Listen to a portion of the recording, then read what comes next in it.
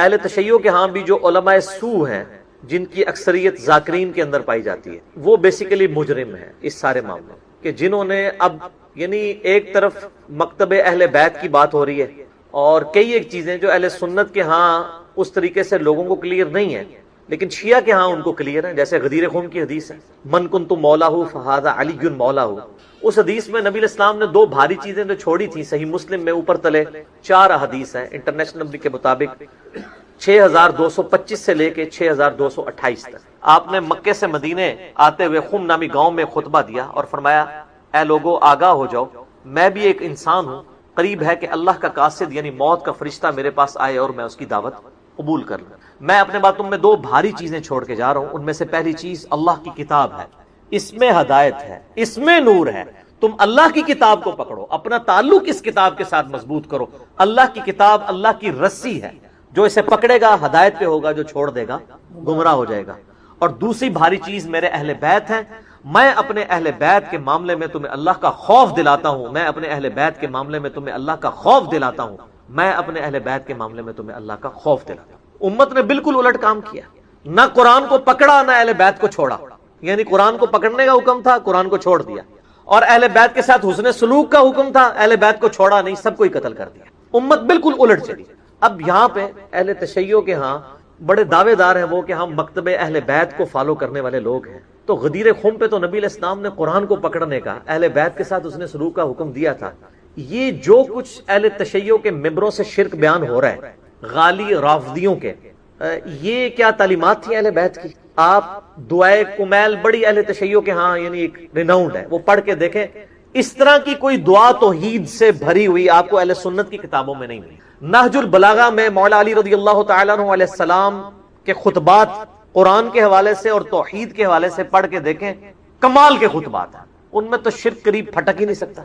پھر اصول الکافی جو حدیث کی بنیادی کتاب ہے اہل تشیع کے ہاں، جس طرح ہمارے ہاں صحیح بخاری اور صحیح مسلم ہے، اس میں اگر آپ شروع میں چیپٹر پڑھیں کتاب الکفر والایمان، سر اتنی گاڑی توحید ہے اور اتنی ننگی تلوار ہے اس میں توحید کی کہ اس طرح کی آپ کو سخت احادیث بخاری مسلم میں نہیں توحید کے حوالے سے ملے گی۔ اور سب سے بڑھ کے قرآن جو غدیر خم پہ چھوڑا، قرآن کی توحید جو ہے تو بالکل ننگی تلوار ہے۔ لیکن جب جاہل علماء سو، جاہل ذاکرین ممبروں پر بیٹھیں اور امت کو لوریاں سنانا شروع کر دیں تو وہ پھر غلو کریں گے، اور اس کا رزلٹ اس وقت یہ ہے کہ پہلے یہ فتنہ سب کانٹیننٹ میں اس طرح نہیں تھا، ایران میں تو اللہ کا فضل ہے کہ اس طرح کے معاملات نہیں ہیں، شام میں نصیریہ ایک فرقہ ہے اہل تشیع کا جو مولا علی کو خدا مانتے ہیں، نعوذ باللہ، الوہیت کلیم کرتے ہیں۔ اہل تشیع کے علماء نے ان کی باقاعدہ تکفیر کی، ایران کے جو اس وقت بھی جو ان کے سپریم لیڈر بھی ہیں اور آیت اللہ ہیں خامنائی صاحب، کلیئر کٹ وہ تکفیر کرتے ہیں ان کی، جو مولا علی کے بارے میں الوہیت کلیم کرتے رضی اللہ تعالیٰ عنہ علیہ السلام۔ اب انہی کے معاملات یہاں پہ بھی چلنے شروع ہو گئے، یہاں پہ ممبروں سے وہ مولا علی جل جلالہ نعوذ باللہ، بلکہ وہ مولا حسین جل جلالہ، اور وہ کہتے ہیں اہل بیت جو کائنات کا نظام نعوذ باللہ اہل بیت چلا رہے ہیں۔ اور بھائی یہ کائنات اللہ نے بنائی ہے، یہ کائنات کا نظام بھی اللہ چلا رہا ہے، مولا علی کو بھی اللہ نے بنایا ہے، اور مولا علی کو اللہ نے موت دے دی، اب وہ قیامت تک جنتوں میں زندہ ہیں، دنیا سے ان کی موت ہو چکی، کوئی دنیا کا نظام نہیں چلا رہے مولا علی، اور قیامت والے دن مولا علی نے ان کو پکڑ کے نا تو دوزخ میں دھکا دینا ہے جنہوں نے مولا علی کے نام کے اوپر یہ شرک شروع کیا۔ لیکن اب ان کی زبانوں کو کون لگام دے؟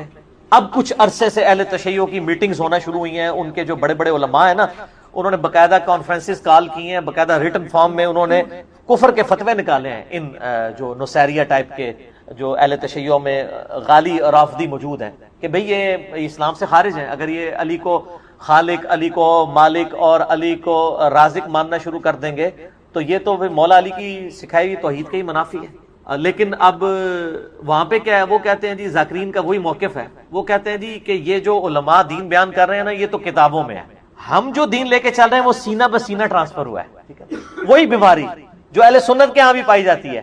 جب آپ کسی کو قرآن و سنت سے دلیل پیش کرتے ہیں تو جو غالی صوفی ہیں وہ کہتے ہیں یار دین سارا کتابوں میں تو نہیں، بلکہ آپ تو غالی علماء نے بھی کہنا شروع کر دیا حدیث میں آیا ہے، حدیث میں آیا ہے، کہتا ہے نا وہ ایک مولانا نقلیں میری اتارتا نا تو وہ یہ بتانا چاہ رہا ہے حدیث تو تمہاری، ہمارا کیا حدیث سے لینا دینا، کہتا ہے علماء سے پوچھ پوچھ کے ان کے سینوں سے معاملات چل رہے ہیں۔ تو جس طرح اہل سنت کے ہاں غالی صوفی پائے جاتے ہیں جو کہتے ہیں دین سینہ بسینہ ٹرانسفر ہوا ہے، اہل تشیع کے ہاں غالی ذاکرین پائی جاتے ہیں جن کا یہ موقف ہے، اور بدقسمتی سے اکثر ممبر انہی کے ہاتھ میں ہے۔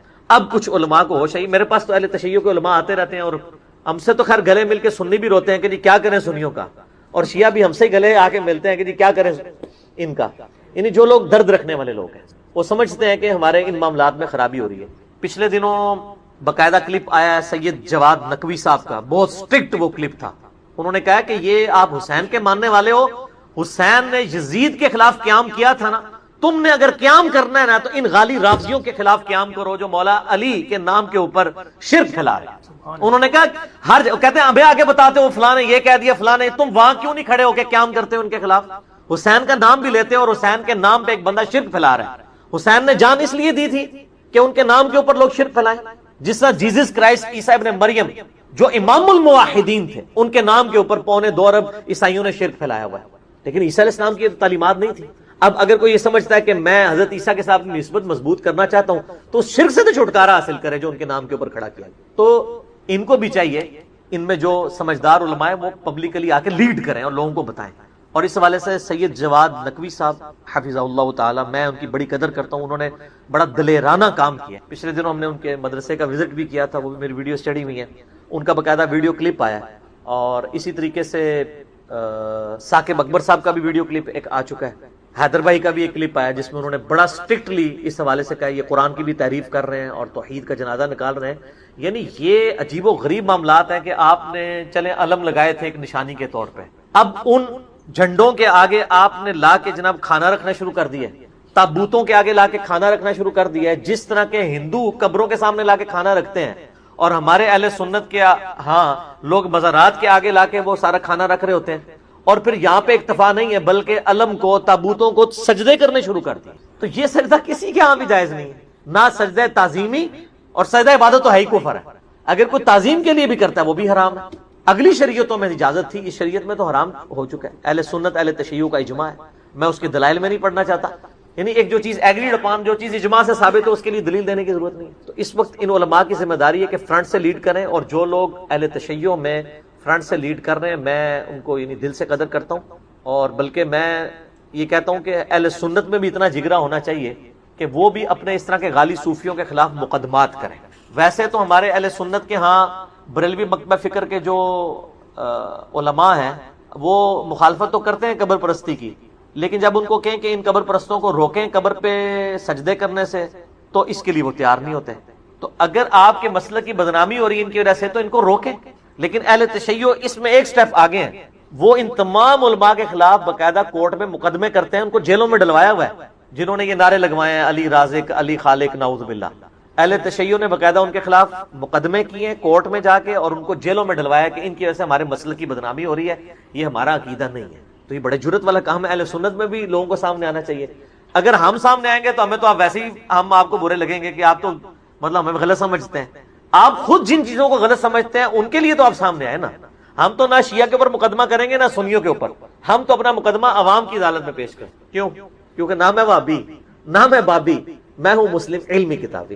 نہ ہم سو کارڈ کو علمی بات کرے اسے وہابی کہتے ہیں، نہ ہم وہابی ہیں، نہ ہم بابوں کا دفاع کرنے والے بابی ہیں، ہم علمی کتابی مسلم ہیں۔ ہم عوام الناس کی عدالت میں اپنا مقدمہ پیش کرتے ہیں کہ یہ غلط ہو رہا ہے، اس کو روکا جائے، اور سٹرکٹلی اس کے لیے علماء کی ذمہ داری ہے کہ سامنے آئیں اور ایسے لوگوں کو ممبروں سے الگ کریں، ان کا حقہ پانی بند کریں۔ اور میں اہل تشیع کی عوام سے بھی کہوں گا کہ اپنے ممبروں کے اوپر ایسے لوگوں کو جگہ نہ دیں جو اس قسم کی خرافات پھیلا رہے ہیں، اور وہ ائمہ اہل بیت جو توحید کے امام تھے، جنہوں نے توحید کے لیے کہ دفاع کے لیے اپنی جانیں دی ہیں، انہی اماموں کے نام کے اوپر آپ شرک کھڑا کرنا شروع کر دیں۔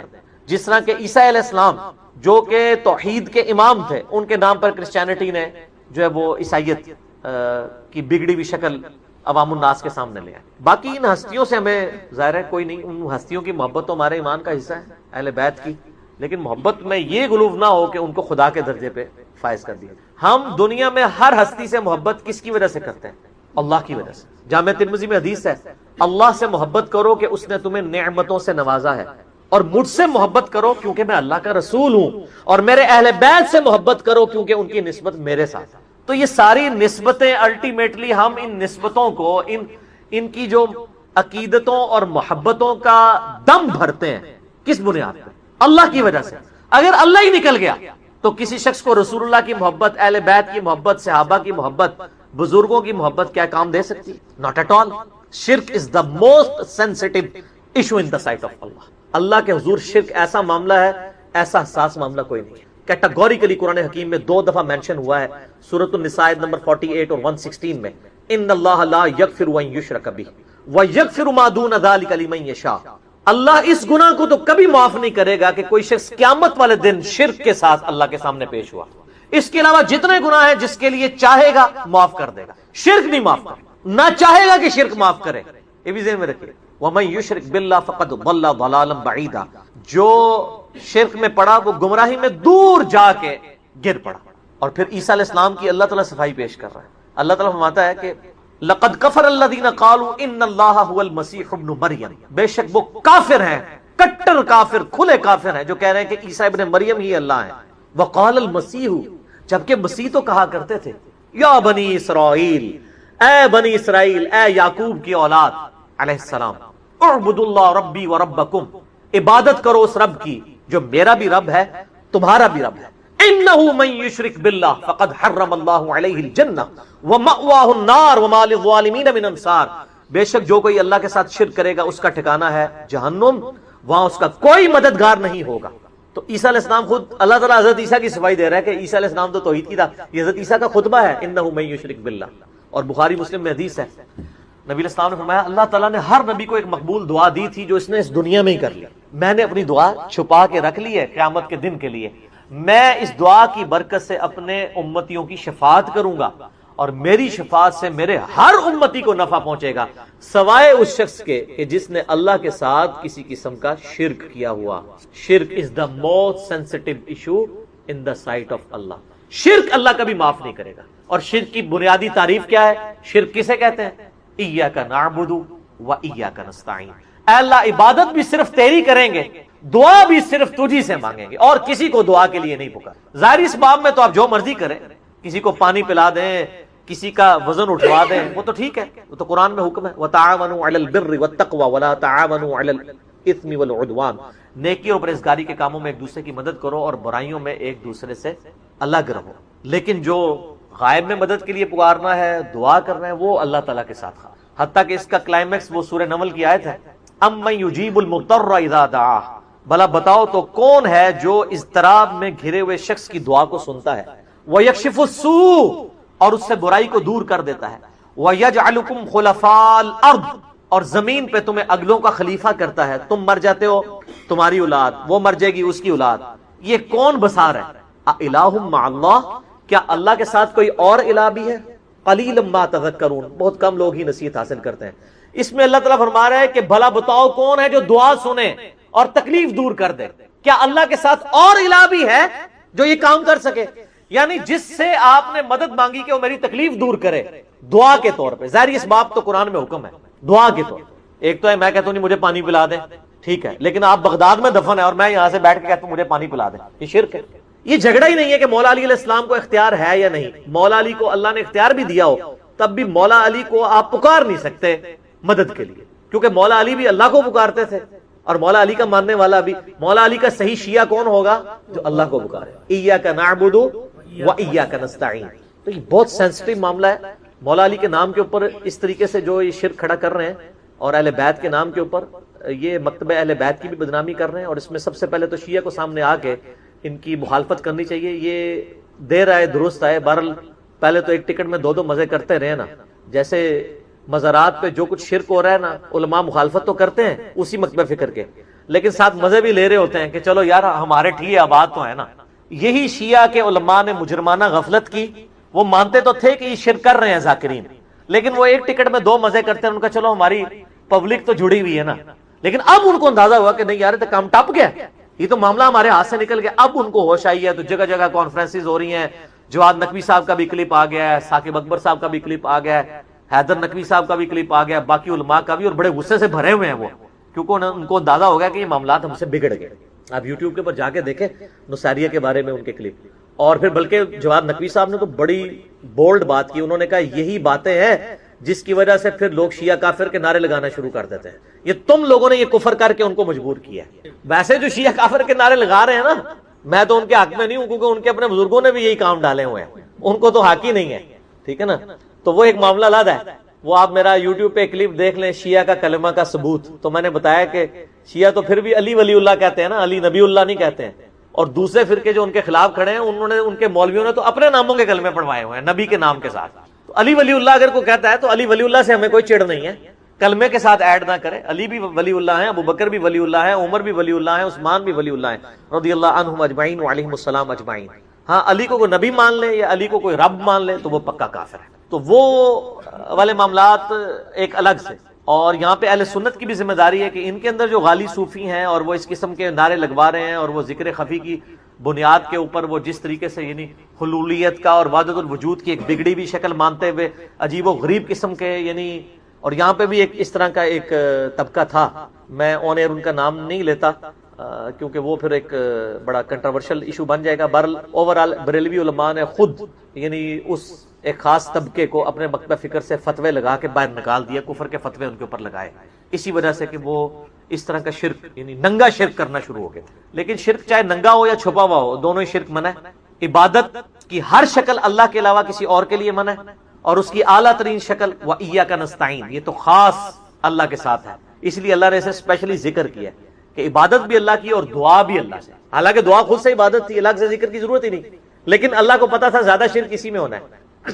اس امت میں شرک فی صفات والا جو معاملہ ہے نا، اس میں بڑا شرک یہی والا ہے. فی ذات تو بہت کم شرک ہے. یعنی ہمارے ہاں یہ چند غالی نصیریہ ہیں، کچھ غالی صوفی ہیں جو ذات میں شرک کریں، ورنہ اوورال سب اللہ کو ایک ہی مانتے ہیں. صفات میں جو شرک آیا نا، غیر اللہ کو استعانت کے لیے استغاثے کرنا، یہ بڑا خطرناک مان. اور میں آپ کو مزے کی بات بتاؤں، آپ اگر پازیٹیولی دعوت پیش کریں تو بڑے ایفیکٹ اس کے نکلتے ہیں. یہ کوئی 2010 یا 11 کی بات ہے. میں اسلام آباد میں I-10 میں ایک اہل تشیع بھائی تھے، انہوں نے مجھے یعنی افطار کے اوپر بلایا، رمضان کا ہی مہینہ تھا. کچھ 7-8 ان کے بھائی بیٹھے ہوئے تھے، وہ خود بھی بہت بڑے عالم دین ہیں، میں نام نہیں لیتا پھر وہ ایک پرسنل بات ہو جائے گی. تو وہاں پہ بیٹھے ہوئے نا یہی استعانت کا مسئلہ چھڑ گیا. میں نے کہا یا علی مدد نہ کہیں، آپ ویسے مولا علی سے محبت کا اظہار کریں لیکن مدد کے لیے نہ پکاریں. تو وہ کہنے لگے نہیں ہم تو ان کو وسیلہ اور توسل سمجھتے ہیں، اللہ ہی کو پکارتے ہیں ہم، لیکن یا علی مدد کا مطلب آپ کو سمجھ نہیں آیا. میں نے کہا یار مجھے اردو نہیں آتی ہے، مجھے عربی نہیں آتی ہے.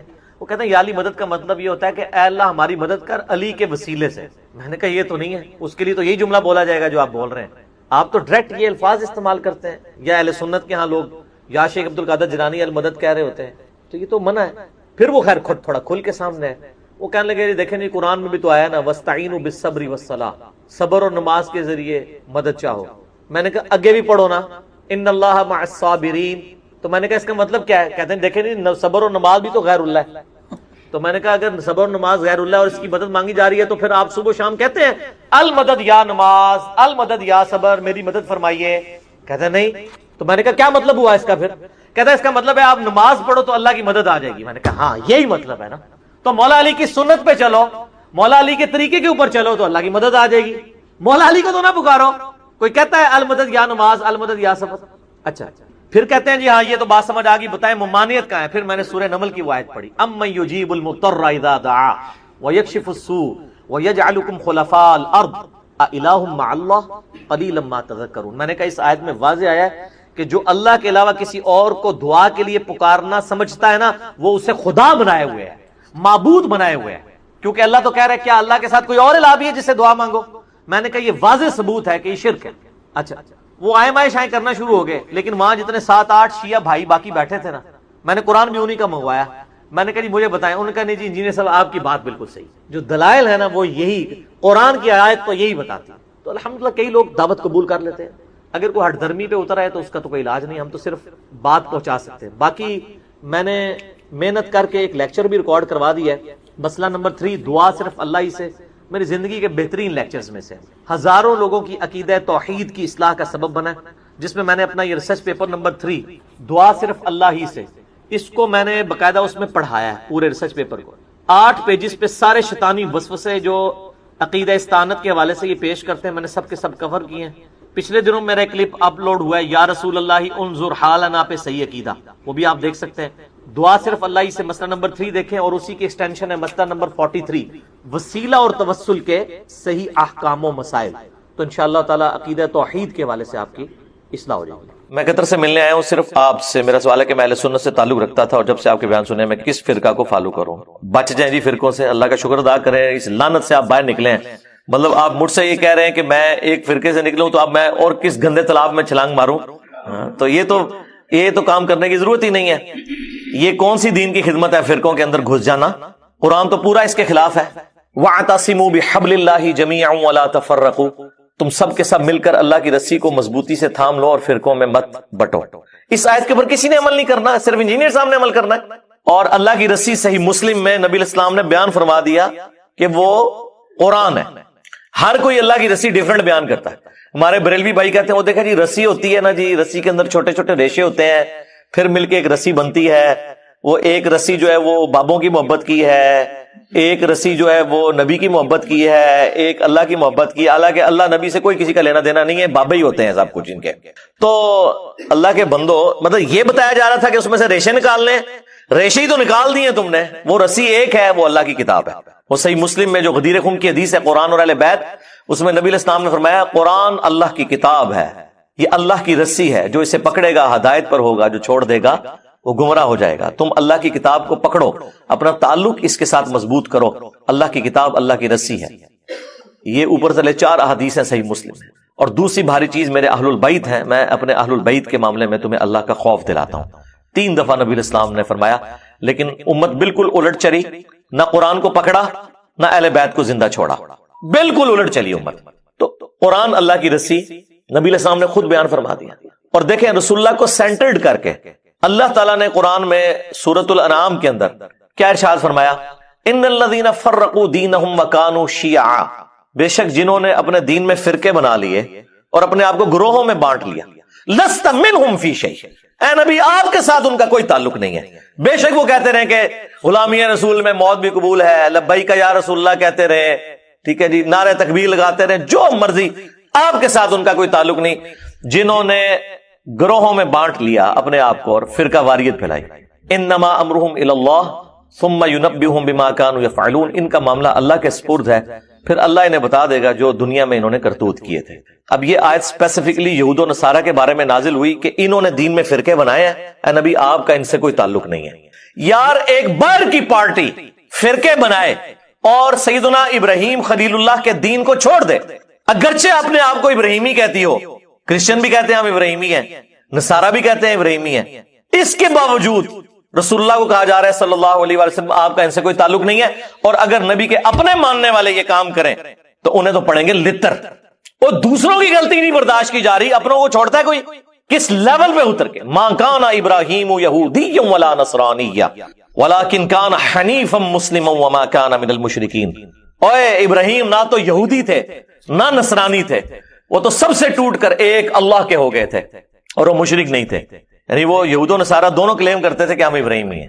اللہ نے کیا فرمایا؟ نا، یہ نا بڑی امپورٹنٹ ہے، نا سے سٹارٹ ہوا ہے۔ مَا كَانَ إِبْرَاهِيمُ يَهُودِيًّا وَلَا نَصْرَانِيًّا، نہیں تھے ابراہیم علیہ السلام نہ یہودی تھے نہ نصرانی تھے، ولیکن، یہ اردو میں بھی آتا ہے لیکن، ولیکن کان حنیفا مسلما وما کان من المشرکین، حنیفہ تھے سب سے ٹوٹ کر ایک اللہ کے ہو جانے والے، اور مسلم تھے، سنی شیعہ نہیں تھے، اور ایک اللہ کے ماننے والے تھے، مشرک نہیں تھے۔ آج بھی ابراہیمی وہ ہوگا جو ابراہیم علیہ السلام کے طریقے پہ ہوگا، سب سے ٹوٹ کر ایک اللہ کا ہو جانے والا، تابع فرما۔ اور پھر اللہ تعالیٰ حضرت ابراہیم کو کتنا آن کرتے ہیں قرآن میں، ملت ابیکم ابراہیم هو سماکم المسلمین من قبل وفی ھذا، پیروی کرو ابراہیم کی ملت کی جس نے تمہارا نام مسلم رکھ دیا تھا، من قبل اس قرآن کے نزول سے پہلے، وفی ھذا اور اس کتاب میں ہم نے بھی تمہارا نام مسلم رکھ دیا۔ اب اس سے زیادہ آپ کو کیسے سمجھایا جائے؟ باقی جتنی جگہ آتی ہیں نا وہاں پہ یہ فرقہ باز جو ہے نا مسلم کا جو ترجمہ ہے نا وہ اس اعتبار سے کرتے ہیں کہ وہ اس کی تفصیلات میں پڑ جاتے ہیں۔ ہم کہتے ہیں نا قرآن میں ہے یا ایھا الذین آمنوا اتقوا اللہ، یا ایھا الذین آمنوا اتقوا اللہ حق تقاتہ ولا تموتن الا وانتم مسلمون، اے اہل ایمان اللہ کا تقوی اختیار کرو جیسا کہ تقوی اختیار کرنے کا حق ہے، اور تمہیں موت نہ آئے مگر اس حال میں کہ تم مسلم مرنا، تو وہ کہتے ہیں یہاں مسلم سے مراد ہے اللہ کے تابع فرمان ہو کر، یعنی اللہ کے سامنے سر تسلیم خم کرتے ہوئے مرنا. لیکن مرنا بریلوی، مرنا دیوبندی، مرنا اہل حدیث، مرنا شیعہ، لیکن پکے شیعہ ہو کے مرنا، پکے سنی ہو کے مرنا. مسلم کا مطلب ہے تابع فرمان ہو کر. اب مجھے بتائیں تابع فرمان اللہ اور اس کے رسول عز و جل و صلی اللہ علیہ وآلہ وسلم کا وہ ہوگا جو ان کا کہنا مان رہا ہے، یا وہ ہوگا جو بالکل الٹ چل رہا ہے، جو کہنا مان رہا ہے وَاعْتَصِمُوا بِحَبْلِ اللَّهِ جَمِيعًا وَلَا تَفَرَّقُوا. وہ کہتے ہیں نہیں جی وہ تو حدیث میں آیا کہ 73 فرقے ہو جائیں گے. جی حدیث میں آیا کہ 73 ہو جائیں گے، لیکن یہ تو نہیں کہا کہ بڑھاؤ. یہ دو الگ چیزیں ہیں. غیبی خبر کو انہوں نے عقیدہ بنا لیا. وہ تو سر صحیح مسلم میں آیا کہ قرب قیامت میں عورتیں ایسا لباس پہنیں گی گویا کہ ننگی نظر آئیں گی، یا تو وہ چست لباس ہوگا یا باریک ہوگا. تو اس کا کیا مطلب ہے کہ نبی الاسلام نے ہمیں یہ حکم دیا ہے کہ اپنی عورتوں کو ننگا لباس پہنانا ہے، یا یہ مطلب ہے کہ ایسا ہوگا تم نے نہیں کرنا؟ تو سرکار اس کو جوڑ لے ادھر جو ابو داؤد کے اندر حدیث ہے. ترمذی والی سند کے اوپر کلام ہے وہ جو 73 فرقوں والی ہے، لیکن ابو داؤد والی سند جو ہے وہ مضبوط ہے کہ میری امت کے 72 فرقے جہنم میں جائیں گے اور صرف ایک جنت میں جائے گا. اور وہ نبی الاسلام نے اسے فرقہ نہیں فرمایا، فرمایا ہیا الجماع، وہ ہوگی جماعت، مین سٹریم کی امت. اور فرق عربی میں کہتے ہیں ٹوٹ کے الگ ہونے کو. ایک درخت سے جب پتا ٹوٹتا ہے نا تو اس پتے کو کہا جاتا ہے یہ فرق ہو گیا. اس سے پتا نہیں کہہ سکتا یہ درخت بھی ایک فرقہ ہے اور میں بھی ایک فرقہ ہوں. سمجھ آئی؟ تو اسلام ایک درخت تھا نبی الاسلام کے مبارک زمانے میں. صحابہ اہل بیت ایک گروہ تھے، کوئی فرقے نہیں تھا. جب ان سے ٹوٹ کے لوگ الگ ہوئے 72 پتے ٹوٹ گئے. اب وہ 72 یہ کہیں گے کہ اس درخت کو ملا کے ہم ٹوٹل 73 فرقے ہیں، یا یہ کہا جائے گا کہ یہ 72 فرق ہیں؟ وہ اصل ہے. اسی لیے میرا چیلنج ہے کسی حدیث میں اس جنتی گروہ کو فرقہ نہیں کہا گیا. وہ ٹیکنیکلی غلط ہے، وہ فرقہ ہو ہی نہیں سکتا. جس سے ٹوٹ کے چیز الگ ہو وہ فرقہ ہوتی ہے، اصل چیز تو اپنی جگہ موجود ہے. سمجھ آئی؟ اس کو آپ فرقہ کیسے کہہ سکتے ہیں؟ یہ لنگوسٹک میں ہی غلط سٹیٹمنٹ ہو جائے گی. اس کے لیے لفظ ہے طائفہ منصورہ. بخاری مسلم دونوں میں حدیث ہے میری امت کا ایک گروہ قیامت تک حق پر قائم رہے گا اور کوئی نقصان پہنچانے والا انہیں نقصان نہیں پہنچا سکے گا. وہ حق پر قائم رہیں گے یہاں تک کہ قیامت کی صبح ہو جائے. اور امام بخاری نے پتہ ہے اس حدیث کے اوپر کیا باب باندھا ہے؟ ہوا اہل العلم. اس سے مراد وہ لوگ ہیں جو علم والے ہیں. انہوں نے نہیں کہا کہ اس سے مراد بریلوی، دیوبندی، وہابی، شیعہ، سنی ہیں. اہل علم ہے. بعض جہادی تنظیمیں اس کی ایک طریق سے اٹھاتی تھی کہ قیامت تک وہ قتال کرتا رہے گا حق کی خاطر، اور وہ ہمارے مال سے ہمارے بچوں کی جانوں سے کھیلتے رہے. آج وہ FATF کی تلوار میں آ گئے ہیں اور اب ہماری اسٹیبلشمنٹ اور ہمارے اداروں کو بھی ہوش آئی کہ یہ تو ہمارے بچوں کو ہی مار رہے ہیں. تو ہم نے تو 2013 میں کہہ دیا تھا کہ یہ تانوں لمحہ پان گے. اس ٹائم ہماری باتیں انہیں بری لگتی تھی. اب تو کہتے ہیں انجینئر صاحب آپ ٹھیک کہتے تھے. تو یہ جہادی تنظیمیں اس حدیث کو جی وہ قتال کر رہے ہیں، لیکن امام بخاری نے ان کا سارا فہم ہی الٹ دیا. انہوں نے اوپر باب باندھا ہوا اہل العلم، یعنی اس سے مراد علمی قتال کرنے والے لوگ ہیں. ہم اس قتال کے مخالف نہیں ہیں، آرمڈ کنفلکٹ کے مخالف نہیں ہیں، لیکن یہ کون سا آرمڈ کنفلکٹ ہے کہ ایک مسلمان دوسرے کو مار رہا ہے فرقے کی بنیاد پہ، لسانیت کی بنیاد کے اوپر، عقیدے کے اختلاف کی بنیاد کے اوپر؟ یہ کون سا اسلام ہے؟ ایون کسی غیر مسلم کی جان بھی نہیں لی جا سکتی ناحق. تو یہ علمی قتال ہے. اس میں وہ والا قتال بھی آ جائے گا جو اسلام کا سمم بونم ہے، ہائیسٹ گڈ ہے، اور علمی قتال. اور یقین مانے پاکستان کو اس وقت علمی قتال کی ضرورت ہے، اس تطہیر کی ضرورت ہے. جو آج آپ کو لوگ بتا رہے ہیں جی کاؤنٹر نیریٹو کریں، جی نیریٹو آپ نے بنایا تھا، کاؤنٹر نیریٹو ہم کریں. ہم تو کر رہے ہیں، اس وقت سے کر رہے ہیں جب آپ وہ والا نیریٹو بنا رہے تھے. ہم اس وقت سے آپ کو کاؤنٹر کر رہے ہیں. آپ ہماری جگہ پہ آگے کھڑے ہو گئے ہیں. اب آپ کو اندازہ ہوا ہے کہ ایک عام بندے کے ہاتھ میں اسلحہ دینے کا کیا نقصان ہوتا ہے. وہ آپ کے سامنے. یہ صرف فوج کا، پولیس کا کام ہے. پولیس کا کام ہے with in country rate of the government کو اسٹیبلش کرنا، اور بارڈرز کے اوپر فوج کا کام ہے کہ وہ اسٹیبلش کرے. اور سیاست میں دونوں کا کوئی دخل نہیں ہے. اور کسی نان اسٹیٹ ایکٹر کو اجازت نہیں ہونی چاہیے کہ وہ اپنی پارٹی اور جتھا بنا کے تو غنڈہ گردی شروع کر دے. وہی دیکھ لیں جو جہادی انہوں نے پالے ہوئے تھے نا، آج یہ جتنے جیب تراش ہیں نا اور اغوا برائے تاوان کر رہے ہیں اسلحے کے زور کے اوپر، یہ زیادہ تر وہی جہادی تنظیموں کے لوگ ہیں، کیونکہ بے روزگار ہو گئے نا. پہلے بھی ہمیں مار رہے تھے، اب بھی ہمیں مار رہے ہیں. تو یہ فرقہ واریت اسلام میں حرام ہے. لہٰذا کسی حدیث میں نہیں ہے کہ فرقے بناؤ. وہ تو کہا گیا کہ فرقوں میں بٹ جائے گی، تم نے یہ حرکت نہیں کرنی. یہ ہمیں ڈرایا گیا تھا کہ وہ 73 میں بٹ جائے گی اور 72 فرقے ہوں گے اور ایک گروہ قیامت تک حق پہ قائم رہے گا. اب وہ مجھے بتائیں وہ گروہ نبی الاسلام کے زمانے میں آپ صلی اللہ علیہ وآلہ وسلم آپ کے اہل البیت اور صحابہ تھے، اور آج بھی وہ ہوگا جو اللہ رسول صحابہ اور اہل بیت کی بات کر رہا ہے، اور خالی بات نہیں، ان کی تعلیمات کو لے کے چل رہا ہے، اپنے بابوں کی بجائے رسول اللہ کے قدموں میں امت کو لے کے جا رہا ہے۔ جو ہم عرض کرتے ہیں کہ میرے نبی سا ہے ہی کوئی نہیں، تیرے بابے تھے شاہی کوئی نہیں، ہاں کیونکہ تو بابوں کے پیچھے چل رہا ہے۔ تم لوگوں نے چندے اکٹھے کیے اللہ اس کے رسول کے نام کے اوپر، سواریاں سوار کی مکے اور مدینے کی آوازیں لگا کر، اور پھینکی دیوبند میں، بریلی میں، وہابیت میں، سنیت میں اور شیعت میں، اور دیکھیں کتنا دھوکہ دیا ہے، آوازیں اللہ رسول کی لگائی ہیں۔ یہ غدار ہے۔ لوگ کہتے ہیں جی ان کے ساتھ ذرا نرمی سے بات کریں، ہم سے زیادہ تو نرم ہی کوئی نہیں ہے، حضرت عمر ہوتے تو ان کی گردنیں نظر آتی، ہم تو صرف علمی اختلاف کرتے ہیں۔ رہ گیا اگر یہ کافر ہونے کی اناؤنسمنٹ کر دیں تو ہم ان کی بات کرنا بھی چھوڑ دیں گے، ٹھیک ہے، مر جائیں کفر کی موت، لیکن اگر آپ اسلام میں رہتے ہوئے نام لوگے اللہ اور اس کے رسول کا تو آپ ہو غدار، تو غداروں کو تو ہم نہیں چھوڑیں گے۔ آپ کافر مر جاؤ کچھ بھی نہیں کہیں گے، قرآن میں ہے وَلَا تَسُبُّوا الَّذِينَ يَدْعُونَ مِن دُونِ اللَّهِ فَيَسُبُّوا اللَّهَ عَدْوًا بِغَيْرِ عِلْمٍ۔ لوگوں کے جھوٹے خداؤں کو گالی مت دو، ورنہ وہ تمہارے سچے خدا کو گالی دیں گے بغیر علم کے۔ ہم نے تو خیر گالی کبھی بھی نہیں دی، لیکن یہ کافروں کے لیے ہے۔ مسلمانوں نے جو جھوٹے خدا گھڑ لی ہیں، جھوٹے پیغمبر گھڑ لی ہیں، جھوٹے بابے گھڑ لی ہیں قرآن و سنت کے مقابلے پہ، انہوں نے تو لمبا بنایا جائے گا علمی طور پہ، کیونکہ وہ غدار ہیں۔ کافر ہو جائیں ٹھیک ہے، آج مجھ سے سرٹیفکیٹ لے لیں، میں کل سے ان کے بارے میں بات کرنا چھوڑ دوں گا، لیکن اگر آپ اسلام کا نام لیں گے اور اسلام کے نام سے دھوکہ دیں گے اس امت کو، تو سرکار غدار کی سزا تو دنیا کے ہر قانون کے اندر یہی ہوتی ہے کہ انہیں ایکسپیل کیا جاتا ہے وہاں سے۔ ہم چونکہ اس طرح کے معاملات میں نہیں اترتے، ہم تو صرف علمی اختلاف کرتے ہیں۔ تو یہ فرقہ واریت ان لوگوں نے پھیلائی ہوئی ہے۔ نبی علیہ السلام کے بارے میں ایک زبردست حدیث مسند احمد کے اندر موجود ہے، اور وہ حدیث مشکات المصابیح کے اندر بھی موجود ہے، مختلف کتابوں میں ہے، لیکن جو صحیح سند ہے وہ مسند احمد کی ہے، مشکات کے اندر بھی موجود ہے۔ بڑی زبردست حدیث ہے یہ۔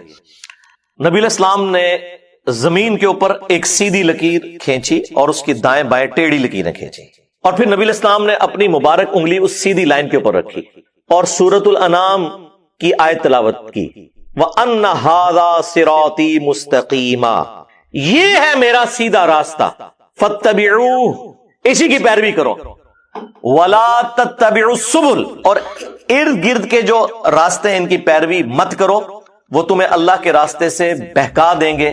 یہی وہ چیز ہے جس کی اللہ تعالیٰ تمہیں وصیت کرتا ہے تاکہ تم ڈر جاؤ۔ یہ نبی علیہ السلام نے تلاوت کی، اور پھر نبی علیہ السلام نے ساتھ فرمایا کہ یہ سیدھا راستہ میرا راستہ ہے، یعنی نبی علیہ السلام کا راستہ، اور یہ ارد گرد جو ٹیڑھے راستے ہیں نا، یہ شیطان کے راستے ہیں۔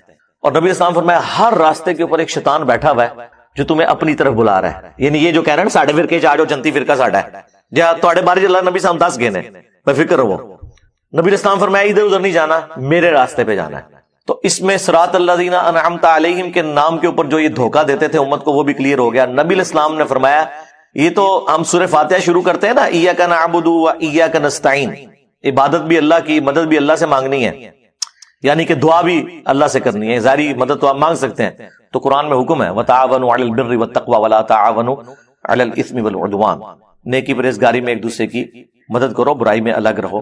ظاہر دنیا کو اللہ نے اسباب کے ساتھ جوڑا ہے، پیاس بجھانے کا ذریعہ پانی کو بنایا ہے، کھانے کو ہماری بھوک مٹانے کا ذریعہ، لیکن ایک ہے دعا کرنا، وہ اللہ کے ساتھ خاص ہے۔ تو یہ کہتے ہیں جی آگے چلیں، جی آگے ہم چلتے ہیں، تو یہ آگے چلتے ہیں تو ڈائریکٹ ہی آگے چلے جاتے ہیں، بیچ میں پھر چھلانگ مار دیتے ہیں، کہتے ہیں جی صراط الذین انعمت علیہم۔ اس سے پہلے بھی ایک آیت تھی اہدنا الصراط المستقیم، کاش یہ آپ نے مانگی ہوتی تو آپ کو صراط مستقیم مل جاتا۔ آگے چلے جاتے ہیں، ہم کہتے ہیں جی آگے چلنے سے پہلے ذرا پیچھے دیکھ لیں آپ نے کیا پڑھا ہوا ہے۔ وہ کہتے ہیں نہیں صراط الذین انعمت علیہم، آیت یہ پڑھتے ہیں کہ راستہ ان لوگوں کا جن پر تیرا انعام ہوا، اور نام لیتے ہیں انڈیا پاکستان کے ان بابوں کے جو قرآن کے نازل ہونے کے 500 سال بعد 600 سال بعد آئے۔ یار ان کے تو باپ دادا کیا پردادے لکڑ دادے پیدا بھی نہیں ہوئے تھے، قرآن نازل ہوا تھا، تو یہ بیچ میں کہاں سے آ گئے؟ قرآن تو صراط الذین انعمت علیہم انہی کو جانتا ہے نا کہ جنہیں قرآن کہہ رہے ہیں من النبیین والصدیقین والشہداء والصالحین، سورۃ النساء کے اندر، اور ڈیفینیٹلی کون؟ انبیاء اکرام، صحابہ اکرام اور اہل بیت۔ بعد میں تو ہر فرقے کا اپنا باب ہے۔ بریلویوں کے جو صراط الذین انعمت علیہم ہے وہ دیوبندیوں کے نزدیک مشرک ہیں، اور دیوبندیوں کے جو صراط الذین انعمت علیہم ہے وہ بریلویوں کے نزدیک گستاخ رسول ہیں۔ سامو بڑے بڑے صراط الذین انعمت علیہم، اور ہمارے صراط الذین انعمت علیہم وہ ہیں جنہیں سارے مانتے ہیں، یعنی نبی علیہ السلام، اہل بیت اور صحابہ کرام علیہم رضوان و علیہم السلام اجمعین. ٹھیک ہے، تو پیچھے آپ پڑھ کے دیکھیں اہدنا الصراط المستقیم، اے اللہ ہمیں چلا سیدھے راستے پر، راستوں پر نہیں. ہاں کہتے ہیں جی سارے ہی حق پہ ہیں، چاروں فقہ حق کے اوپر ہیں. اور مصلی خانہ کعبے میں 4 ڈالے رکھے انہوں نے، 1517 سے لے کے 1917 تک 400 سال تک خانہ کعبے میں 4 امام تھے، حنفی، شافعی، مالکی، حنبلی، سارے الگ الگ نماز پڑھتے تھے اور کہتے تھے چاروں امام حق پہ ہیں. تو نماز تو کٹھی پڑھو، چلو ایک حنفی پڑھا لے دوسرا شافعی پڑھا لے، نہیں، امام اپنے اپنے، مصلی اپنے اپنے، اور چاروں حق پہ ہیں. کیوں دھوکھا دے رہے ہو؟ کہانیاں بند کرو. گورا اسی لیے تو آپ کا مذاق اڑاتا ہے. یہ تو سعودی حکومت نے آ کے اٹھائے ہیں یہ مسلح، اس پہ میری تفصیلی ویڈیو ریکارڈ ہے. 400 سال تک انہوں نے کعبے کو بھی فرقوں میں ڈیوائیڈ کیا ہوا تھا. تو کہاں سے سارے حق پہ ہیں؟ بلکہ سنن ابن ماجہ میں ایک روایت جو ہے نا، یہی والی حدیث، اس میں تو نبی علیہ السلام نے 2 لکیریں دائیں کھینچی اور 2 لکیریں بائیں کھینچی، اور آپ فرمایا یہ چاروں شیطان کے راستے ہیں. ہائے ہائے ہائے. ایک کہتے چاروں حق پہ ہیں، حضور نے کہا چاروں شیطانی راستے ہیں اور بیچ میں میرے والا راستہ ہے. مجھے تو لگ رہا ہے تو ہم نہیں کہہ کے گئے نا. اور اس میں اماموں کا قصور نہیں ہے، ذہن میں رکھیے گا. آج ہم کرسچینٹی کو جب کنڈیم کرتے ہیں نا، ہمیں وسوسہ بھی نہیں آتا کہ نعوذ باللہ ہم عیسیٰ ابن مریم کی توہین کر رہے ہیں. ہم ایک لمحے کے لیے بھی ان کی توہین کریں تو یہ توہین اسی طریقے سے ہے جس طرح ہم اپنے پیغمبر کی کر رہے ہیں. نعوذ باللہ من ذالک. اسی طریقے سے جب ہم حنفی، شافعی، مالکی، حنبلی فرقوں کو کنڈیم کرتے ہیں، سنی شیعہ فرقوں کو کنڈیم کرتے ہیں، تو اس سے مراد وہ بزرگ نہیں جن کی طرف انہوں نے اپنے آپ کو منسوب کیا ہوا ہے. وہ تو اس چیز سے بری ہیں، ان کا کیا لینا دینا ان کے ساتھ؟ انہوں نے ان کے ناموں کو بیچا ہے. اور جو اللہ رسول کے ناموں کو بیچ سکتے ہیں تو باقی امام تشیعی کوئی نہیں ان کے نزدیک. ان کو تو وہ سیل پہ لگا کے بیچیں گے. جنہوں نے اللہ رسول کے نام بیچ کے کھائے ہیں ان کے لیے امام حنیفہ، امام شافعی، امام مالک، امام احمد حنبل رحمہم اللہ اجمعین ورضی اللہ عنہم اجمعین وعلیہم السلام اجمعین کے ناموں کو بیچنا کوئی مسئلہ ہے ان کے لیے؟ ان کے ساتھ کیا کچھ انہوں نے منسوب کیا ہوا ہے. تو نبی علیہ السلام فرمایا یہ میرا راستہ ہے جو درمیان والا راستہ ہے. یہ ارد گرد شیطان کے راستے ہیں اور شیطان اپنی طرف بلا رہا ہے. تو اہدنا الصراط المستقیم کی تشریح میں نے مسند احمد اور مشکات سے بیان کر دی کہ نبی علیہ السلام نے کہا وہ میرا راستہ ہے. اب آپ پڑھیں صراط الذین انعمت علیہم، راستہ ان لوگوں کا جن پر تیرا انعام ہوا. ان لوگوں کے راستے نہیں، راستہ. تو راستہ کون سا ہے؟ نبی علیہ السلام کا. اس کا مطلب ہے یہ کہ جس طرح اللہ نے اپنے نبی علیہ السلام کے ذریعے امت کو ہدایت دی، ایک راستہ بتایا، اور اس کے اوپر صحابہ کرام اور اہل بیت چل کر کامیاب ہوئے، اس طرح ہمیں بھی اسی راستے پہ چلنے کی توفیق دے. صراط الذین انعمت علیہم کا مطلب یہ ہے. ورنہ تو ہوتا کہ بزرگوں کے راستوں پہ چلنے کی توفیق دے. نہیں، بزرگوں کا راستہ. کون سے بزرگوں کا راستہ؟ جو اپنے نبی کے وفادار تھے، غداروں کا نہیں کہ چندے کھاتے رہے اللہ اور اس کے رسول کے نام کے اوپر، ان کا نہیں. تو نبی کا راستہ تو سرکار وہی بتا رہا ہے آپ کو جو دلیری سے یہ کلمہ حق بلند کر رہا ہے کہ میرے نبی سا ہے ہی کوئی نہیں، تیرے بابے تھے شاہ ہی کوئی نہیں. یعنی اس سے مراد ہے رسول اللہ کے مقابلے پہ، ہمارے مقابلے پہ نہیں. آپ کو کہتے نہیں ہے جی وہ جی کوئی بڑے سے بڑا بزرگ بھی ہو، ایک صحابی کے گھوڑے کے قدموں کی خاک جو اس کے نتنوں میں بیٹھتی ہے اس کے برابر نہیں ہے. خود تو اپنے بزرگوں کو اس طرح ذلیل کرتے ہو، اس کے مقابلے پہ بابے تے شاہی نہیں. یہ تو بہت چھوٹا جملہ ہے. آئے نا داڑھ تھلے کہنا تو چاہیے کہ تواڈے بابے جڑے نا گھوڑیاں دی خاک دے برابر بھی نہیں. خود تو یہ بتا رہے ہوتے ہیں. وہ کہتے نہیں وہ ہم کہہ رہے ہوتے ہیں صحابہ کے مقابلے پہ. تو سرکار ہم بھی آپ کے بابوں کو رسول اللہ کے مقابلے پہ کہہ رہے ہیں، اپنے مقابلے پہ تو کہہ ہی نہیں رہے. ویسے تو اپنے مقابلے میں بھی کہے تو کوئی اتنی غلط بات نہ ہو جو کچھ ہو چکا ہے بابوں کے ساتھ. صدیوں میں آپ لوگوں نے جو عزتیں اویل کی تھی، 14 سال مٹی پلیت. اس جنگ کا مستقبل کیا ہونے والا ہے وہ تو میں نے آپ کو بتایا کہ یہ ورلڈ وار 3 بن چکی ہے انڈائریکٹلی، بلکہ ڈائریکٹلی بھی ہمارے تک بھی اس کی ہیٹ پہنچ چکی ہے مہنگائی کی شکل میں. پاکستان کو تو اس معاملے میں زیادہ تکلیف سے وقت گزارنا پڑ رہا ہے. UAE نے بھی اپنا قرضہ واپس مانگ لیا ہے. اب یہاں پر چند بھولے بھالے لوگ UAE کو گالیاں دے رہے ہیں. یعنی ایک انہوں نے آپ کو قرضہ دیا، 30 سال بعد وہ واپس مانگ رہے ہیں. یار ابھی بھی نہ واپس مانگے. ہاں جی، اس میں سے $2 ارب تو 1996 میں انہوں نے دیے ہوئے ہیں، بعد میں $1.5 ارب دیا تھا، ٹوٹل $3.5 ارب.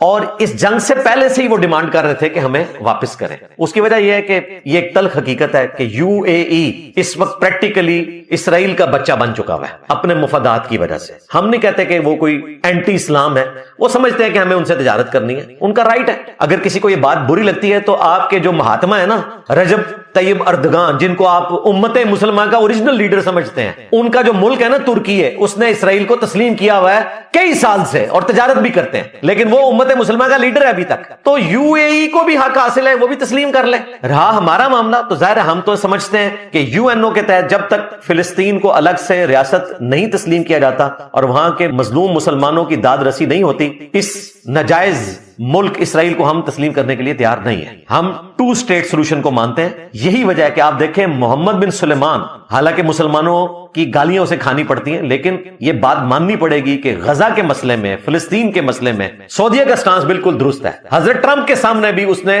2 اسٹیٹ سولوشن کی بات کی ہے، حالانکہ ان کے لیے یہ گالی ہے. اور یہی بیسیکلی بون آف کنٹینشن بنا ہوا ہے کہ پاکستان کا جو اختلاف بن گیا ہے یو اے ای کے ساتھ، کیونکہ سعودیہ جو ہے وہ اسرائیل کو تسلیم نہیں کرنا چاہتا، اور اس کے پیچھے ریزن یہ ہے کہ وہ نہیں چاہتے ان کے ملک میں بغاوت ہو، کیونکہ عربی تو پسند نہیں کرتے اس چیز کو. عرب کے مسلمان تو ظاہر ہے فلسطین کے حق میں. دوسری طرف یو اے ای سمجھتا ہے کہ ہم اسرائیل کے ساتھ تجارت کریں تو ہم اپنے معاملات کو آگے لے کے چل سکتے ہیں. لیکن پاکستان کے دونوں ہی محسن ہیں. یہ میں اپنے پلیٹ فارم سے اس لیے بات کر رہا ہوں، ہو سکتا ہے یہ میری بات حکومتی بڑوں کو بری لگے، اسٹیبلشمنٹ کو بری لگے، لیکن میں ریالٹی آپ کو بتاؤں گا کہ باوجود اس کے کہ یو اے ای نے قرضہ واپس مانگ لیا ہے، ان کا رائٹ تھا. ہمیں ایٹ لیسٹ اس حوالے سے ان سے کوئی گلہ شکوہ نہیں ہے کہ انہوں نے کوئی ہمارے ساتھ زیادتی کا معاملہ کیا ہے. آج بھی وہ ہمارے محسن ہیں. آپ کو اندازہ نہیں ہے کہ 19 لاکھ کے قریب لوگ اس وقت 2 ملین یو اے ای کی ریاستوں میں پاکستانی نوکریاں کر رہے ہیں. انہوں نے ان کو نہیں نکالا. اگر دشمنی پہ اترتے تو ان کو گھر واپس بھیج دیتے، اور یہاں پھر آپ جو ہے نا وہ نیچے دیکھے تو سونا، اوپر دیکھے تو سونا، ان کا گھر کا خرچہ چلا لیتے. سعودی عرب میں بھی 22 لاکھ کے قریب ہے. ہمارے لیے تو دونوں امپورٹنٹ ہیں. اس وقت اوورسیز پاکستانی 1 کروڑ 20 لاکھ ہیں. ان میں سے آدھے، بلکہ آدھے سے بھی زیادہ، 60 سے 70 لاکھ ان عرب ملکوں میں، یو اے ای، کویت، قطر اور سعودی عربیہ. لہذا سوشل میڈیا کے اوپر کوئی اس حوالے سے چیز کرنے کی ضرورت نہیں ہے. انہوں نے نیکی کی اور وہ نیکی ان کے گلے نہ اس طریقے سے ڈالیں کہ انہوں نے آپ کو قرضہ دیا تھا تو اب 30 سال بعد اگر انہوں نے مانگ لیا تو کوئی ایسا مسئلہ نہیں ہے. اور پاکستان اب اس پوزیشن میں ہے بھی، انشاءاللہ دے لے گا. پاکستان اس حوالے سے بھی تکلیف میں ہے کہ سعودی عرب کے اوپر 1000 سے زیادہ اٹیک ہو چکے ہیں ایران کے. جی 1000 سے زیادہ. یو اے ای کے اوپر 2200 اٹیک کر چکا ہے ابھی تک ایران. چلیں یو اے ای کا معاملہ تو الگ سے، لیکن سعودیہ کے ساتھ تو پاکستان کا ڈیفنس ٹریٹی ہے. پاکستان نے ایک دفعہ بھی سعودیہ کی طرف سے جواب نہیں دیا ایران کو. الٹا سعودیہ کو بھی ٹھنڈا کر کے رکھا ہوا ہے کہ یار یہ وقت نہیں ہے آپس میں لڑنے کا. ادروائز سعودیہ کے لیے کوئی مشکل نہیں تھا ایران کو جواب دینا. 1000 حملوں کا جواب 100 حملوں سے تو دیا جا سکتا تھا. تو پاکستان کی یہ فورن پالیسی اس حوالے سے میں سمجھتا ہوں زبردست ہے کہ ایٹ لیسٹ سعودی عرب کو روک کے رکھا ہوا ہے. اور کچھ فالس فلیگ آپریشنز بھی ہو رہے ہیں. ایران کہتا ہے ہم نے حملہ نہیں کیا، تو ظاہر ہے پھر اسرائیل ہی کروا رہا ہے. وہ چاہتا ہے کہ لڑے مسلمان آپس میں، لیکن کچھ یہ کر بھی رہے ہیں. اور ایران پہل بھی نہیں کرتا، سوائے جو فوجی اڈوں کے اوپر حملے کیے پہل وہ کرتے ہیں. یونیورسٹی پہ حملہ کیا، انہوں نے بھی ان کے ریسرچ سینٹر کے اوپر حملہ کیا. انہوں نے ان کے انرجی سیکٹر پہ اس وقت حملہ کیا جب امریکہ نے تیل کی تنصیبات کے اوپر حملہ کیا. اور اب انہوں نے بتا دیا کہ یہ آپ نے ہمارا پل توڑا. تو بحرین اور سعودیہ کو جو ملانے والا پل ہے اتنا بڑا سمندر کے اوپر، ویری بیوٹیفل برج، ٹرمپ صاحب کی لینگویج میں، وہ انہوں نے اس کی شکل دکھا دی ہوئی ہے، پوسٹ پہ لگا دی ہے کہ بڑا خوبصورت برج ہے. یعنی اگلی گل آپ سمجھ جاؤ. تو ان کے لیے مسئلہ تو کوئی نہیں ہے. لیکن دکھ کی بات یہ ہے کہ دونوں طرف مسلمان مر رہے ہیں اور باقی مسلمان ہم تماشا ہی دیکھ رہے ہیں. ظاہر اس سے زیادہ کیا کر سکتے ہیں؟ بڑے ہی جنگ رکوا سکتے ہیں، اور اس میں بھی عربی اگر کوشش کریں تو جنگ رک سکتی ہے. ادروائز یہ جنگ مجھے کوئی آسانی سے رکتی ہوئی نظر نہیں آ رہی. اور دیکھیں کہ مذہبی ٹچ اسرائیل کے لوگ کیسے استعمال کر رہے ہیں. وہاں پہ جو ان کے ایک ایکس پرائم منسٹر ہیں یا کوئی وزیر ہیں، انہوں نے کہا کہ جی اب یہ وقت آ گیا ہے کہ اسرائیل جو ہے وہ ذوالقرنین جو بادشاہ تھا سائرس، اس نے جو یہودیوں کے ساتھ نیکی کی تھی کہ نیبوکیڈ نظر ان کو قیدی بنا کے لے گیا تھا عراق میں، اور ذوالقرنین بادشاہ نے ان کو آزاد کروایا تھا اور انہوں نے اپنا سیکنڈ ٹیمپل تعمیر کیا تھا جس کو بعد میں رومن امپائر نے گرا دیا ٹائٹس نے حملہ کر کے. تو ذوالقرنین بادشاہ یہودیوں کا اتنا بڑا محسن ہے، اور آج وہ احسان اتارنے کا وقت آ گیا ہے کہ ہم ایران کے مسلمانوں کو بھی آزادی دلوائیں جس طرح کے یہودیوں کو آزادی دلوائی تھی ایران کے ایک بادشاہ نے، ذوالقرنین نے. اندازہ کریں، حالانکہ ایران کے مسلمان جو ہیں وہ تو آلریڈی اپنی اسی رجیم کے ساتھ کھڑے ہوئے. ہونا تو چاہیے تھا کہ یہ کہتے کہ ہم فلسطینیوں کو اس طرح آزادی دیں جس طرح اس وقت ذوالقرنین بادشاہ نے یہودیوں کو آزاد کیا تھا. تو اس قسم کے مذہبی ٹچ چلا رہے ہیں ساری طرف سے. لیکن اس میں ایک پازیٹیو چیز یہ ہے کہ ایٹ لیسٹ سنی شیعہ عوام ایک ہو گئے ہیں. مولوی بھی چند ایک ہی ہے نا, حضرت معاذ اللہ جیسے چند ایک لوگ ہی ہیں. ادروائز اس وقت اوور آل جو ہے وہ سنی شیعہ ایک ہوئے میں. ذرا سی کوئی ایران کے خلاف بات کرتا ہے تو دوسرے مسلمان اس کو شٹ اپ کال دیتے ہیں. اتنا بڑا خیر اس جنگ سے نکلا ہے. یعنی وہ اتحاد امت جو ہم پچھلے 1200 سال سے نہیں کروا سکے, ان کی ظلم پر مبنی جنگ نے وہ اتحاد امت لیول کے اوپر کروا دیا. اب مجھے بتائیں, جو لوگ یہ کہتے تھے کہ یہ جناب ایران تو خود اسرائیل کا ایجنٹ ہے, اور وہ حق نواز جنگوی کہتا تھا کہ جی میری قبر پہ آ کے تھوک دینا, پیشاب کرنا اگر کبھی اسرائیل نے حملہ کر دیا ایران کے اوپر, یہ ان کے ایجنٹ ہے. تو میں نے تو ابھی تک کوئی ویڈیو نہیں دیکھی کہ کسی نے جا کے ان کی قبر کے اوپر اس مٹی کو زرخیز کیا ہو, اور کرنا بھی نہیں چاہیے. مسلمان کی قبر کا احترام ہونا چاہیے. اگرچہ انہوں نے یہ وصیت کی تھی, لیکن بس ان کے لیے یہی کریں کہ اللہ تعالیٰ آخرت میں ان کے ساتھ وہی معاملہ کرے جس کے وہ حقدار ہیں, جو ادھر یہ سنی شیعہ فساد کروا کے گئے ہیں وہ. تو آج ایران کے مسلمانوں نے, ان کے بڑوں نے قربانی دے کے بتا دیا کہ مظلومین کے ساتھ کون کھڑا ہوا ہے. اور اللہ کا شکر ہے کہ مجھے تو اس تکلیف سے اللہ نے نکالا نا, کہ کل تک مجھے کہتے تھے یہ ایران کا ایجنٹ ہے جی, یہ رافضیوں کا ایجنٹ ہے جی. آج پوری دنیا کے سنی جو ہے وہ شیعہ کے ایجنٹ بنے ہوئے ہیں. لو سامو, میں نہیں ان کو کہوں گا کہ آپ ایجنٹ ہیں. مجھے کبھی وسوسہ بھی نہیں آئے گا کہ اگر کوئی سنی آج کسی شیعہ کے حق میں پوسٹ کر رہا ہے تو اس نے شیعہ کے عقائد بھی مان لی ہیں. نہیں, ہمارے لیے جو خلفائے راشدین کا مقام ہے, اہل البیت کا مقام ہے, صحابہ کرام کا مقام ہے, وہ اپنی جگہ رہے گا. اس عقیدے سے ہمیں کوئی نہیں ہٹا سکتا. رہا جو ہمارے درمیان کامن بانڈ ہے وہ بھائی اللہ, رسول, قرآن, حرمین, یہ کامن بانڈ ہے ہمارے. باقی جو شخصیات کے نام کے اوپر لوگوں نے بانٹ لیا, یہ بات کی چیز ہے. اصل چیز یہی ہے, توحید درست ہو, ختم نبوت کا عقیدہ درست ہو, قرآن کو محفوظ مانے, باقی ساری چیزیں ثانوی ہیں بھائی. یہ بنیادیں ہیں اسلام کی. ان پہ اختلاف ہو سکتا ہے, وہ تو سنیوں میں آپس میں اختلاف ہے. کیا بریلوی اہل حدیث کو مسلمان سمجھتے ہیں؟ سورہ نے سور بندے نے.